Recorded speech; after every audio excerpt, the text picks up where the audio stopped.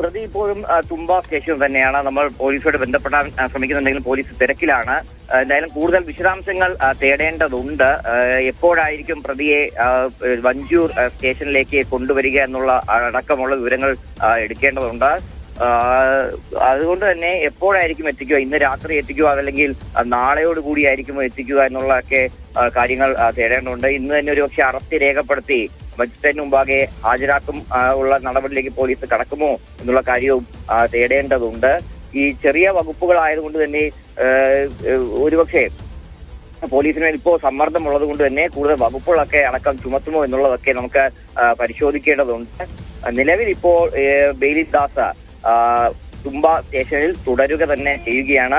വളരെ വിവാദമായിട്ടുള്ള ഒരു സംഭവം തന്നെയാണ് ഈ കോടതിയിൽ ഉണ്ടായിട്ടുള്ളത്. അന്ന് ഈ നന്തങ്കോട് കൊലപാതകത്തിന്റെ കേസിന്റെ വിധി പറയുന്ന ദിവസം അന്ന് ഉച്ചയ്ക്കാണ് വഞ്ചൂർ കോടതിയിൽ ഈ ഒരിക്കലും ഉണ്ടാവാൻ പാടില്ലാത്ത ഈ മർദ്ദനം ഉണ്ടായത്. ജൂനിയർ അഭിഭാഷകയാണ് ഈ അഡ്വക്കേറ്റ് ബെയിലിൻദാസ് മർദ്ദിച്ചത്. അതും തന്നെ അനധികൃതമായിട്ട് ജോലിയിൽ നിന്ന് ഒരു കാരണവുമില്ലാതെ ജോലിയിൽ നിന്ന് പിരിച്ചുവിട്ടത് ചോദ്യം ചെയ്തപ്പോഴാണ് ഈ മർദ്ദനം നടത്തിയത്.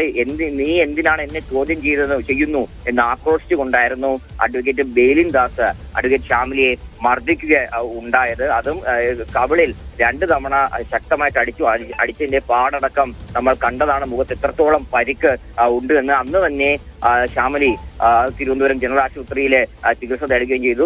വിദഗ്ധമായിട്ടുള്ള ചികിത്സ തേടാൻ വേണ്ടി മെഡിക്കൽ കോളേജിലേക്ക് റെഫർ ചെയ്തെങ്കിലും വീട്ടിൽ ഒരു 6 മാസം മാത്രം പ്രായമായിട്ടുള്ള കുഞ്ഞുള്ളത് കൊണ്ട് തന്നെ തനിക്ക് ഇപ്പോൾ പരാതിക്കാരി കൂടിയായ അഡ്വക്കേറ്റ് ഷാമിലി ടെലിഫോൺ ലൈനിൽ ചെയ്യുന്നുണ്ട്. ഷാമിലി, 3 ദിവസത്തിന് ശേഷം ഇയാൾ ഇപ്പോൾ പിടിയിലായിരിക്കുകയാണ്. നീതി കിട്ടുമെന്ന് പ്രതീക്ഷിക്കാമല്ലേ?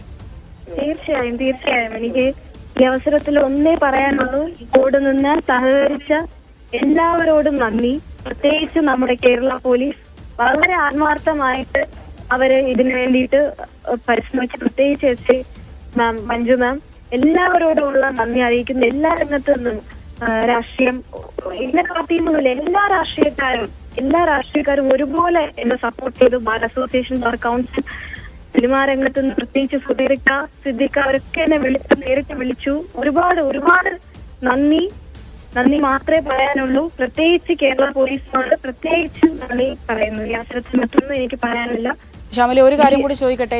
ഇത്ര ക്രൂരമായ മർദ്ദനം ഇയാളുടെ ഭാഗത്തുനിന്നുണ്ടായിട്ടും വളരെ ദുർബലമായ വകുപ്പുകൾ മാത്രമാണ് നിലവിൽ ഇപ്പോൾ ചുമത്തിയിരിക്കുന്നതെന്ന് തോന്നുന്നുണ്ടോ? ഞാൻ കൊടുത്ത മൊഴിയുടെ അടിസ്ഥാനത്തിലാണ് ഇപ്പോ എഫ്ഐആർ രജിസ്റ്റർ ചെയ്തിട്ടുള്ളത്. ഞാൻ മുന്നേ വീഡിയോട് പറഞ്ഞിട്ടുള്ള കാര്യമാണ്. തുടർന്നുള്ള അന്വേഷണത്തില് ഇനി വകുപ്പുകൾ ആഡ് ചെയ്യാൻ പറ്റുമെങ്കിൽ തീർച്ചയായിട്ടും അമൻഡ് ചെയ്യും. ഇനിയും അന്വേഷണം ഉണ്ടാകും, ഇനിയും മൊഴിയെടുപ്പുകൾ ഉണ്ടാകും.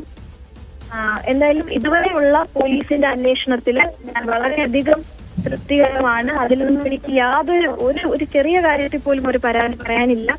എല്ലാവരോടും നന്ദി മാത്രം. പ്രത്യേകിച്ച് മീഡിയ, നിങ്ങളോട് ഒത്തിരി നന്ദി പറയുന്നു. എല്ലാവരോടും. എനിക്കറിയില്ല, പല ഭാഗത്തു നിന്നും, കേരളത്തിൽ നിന്ന് മാത്രമല്ല ഇന്ത്യയിലെ പല ഭാഗത്തു നിന്നും എന്നെ മെസ്സേജ് വഴിയും കോൾ വഴിയും ഒക്കെ അവരുടെ പേജുകളിലൂടെയൊക്കെ എന്നെ സപ്പോർട്ട് ചെയ്ത ഒത്തിരി ആൾക്കാരുണ്ട്.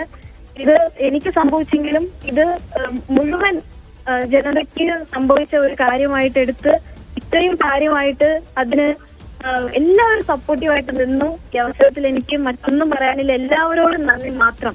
ഷാമിലി പറഞ്ഞതുപോലെ ഇനി മറ്റൊരാൾക്ക് ഇങ്ങനെ ഒരു സംഭവം ഉണ്ടാകരുത്, ഒരിക്കലും ഉണ്ടാകരുത്. അതെ, തക്കതായ ശിക്ഷ കിട്ടുമെന്ന് പ്രതീക്ഷിക്കാം. തീർച്ചയായും. വളരെയധികം നന്ദി ഷാമിലി പ്രതികരിച്ചതിന്. അല്പസമയം മുമ്പാണ് ഈ സംഭവവുമായി ബന്ധപ്പെട്ട് പ്രതിയായ അഡ്വക്കേറ്റ് ബെയിലിൻദാസിനെ പോലീസ് പിടികൂടിയത്. കഴിഞ്ഞ 2 ദിവസമായി ഇയാൾ ഒളിവിൽ തുടരുകയായിരുന്നു. തിരുവനന്തപുരം തുമ്പ പ്രദേശത്ത് വെച്ചാണ് ഇയാളെ പിടികൂടിയത് എന്നാണ് മനസ്സിലാക്കുന്നത്. ഇനിയിപ്പോൾ തുടർ നടപടികൾ ഏത് രീതിയിലായിരിക്കുമെന്നാണ് അറിയേണ്ടത്. വിവരങ്ങളാണ് RB സനൂപ് പങ്കുവച്ചത്.